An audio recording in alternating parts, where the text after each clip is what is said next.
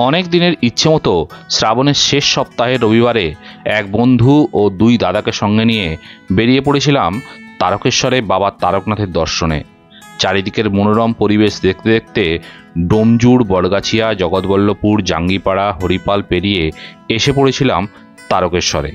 যেতে যেতে বলে নেব, 1729 খ্রিস্টাব্দে অযোধ্যার নবাবের কাছ থেকে বিতাড়িত হয়ে বারাণসীর কেশব হাজারি দুই পুত্র ভারমল্ল ও বিষ্ণুদাস এই মন্দির প্রতিষ্ঠা করেছিলেন এবং প্রতিষ্ঠার দিন হিমালয়ের যোশীমঠের নিষ্প্রাণগিরির শিষ্য সন্ন্যাসী মায়াগিরি ও মনোমুকুন্দগিরিও উপস্থিত ছিলেন।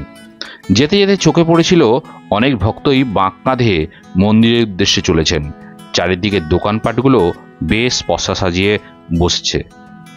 এখানে এসেই বাবার দুধ পুকুরে হাত মুখ ধুয়ে মাথায় জল ছিটিয়ে পুজোর ডালা নিয়ে দাঁড়িয়ে পড়েছিলাম পুজোর লাইনে। এরপর জল ঢেলে ভালোভাবে দর্শন ও ধূপ বাতি জ্বালিয়ে মন ভরে গিয়েছিল। লক্ষ্য করেছিলাম বাবার মন্দিরের ভাস্কর্যগুলো, সেগুলো যথেষ্ট ভালো এবং বেশ উপভোগ করেছিলাম। এরপর একটু ঘুরে কচুরি সবজি খেয়ে আবারও একই পথে ফেরার জন্য বেরিয়ে পড়েছিলাম।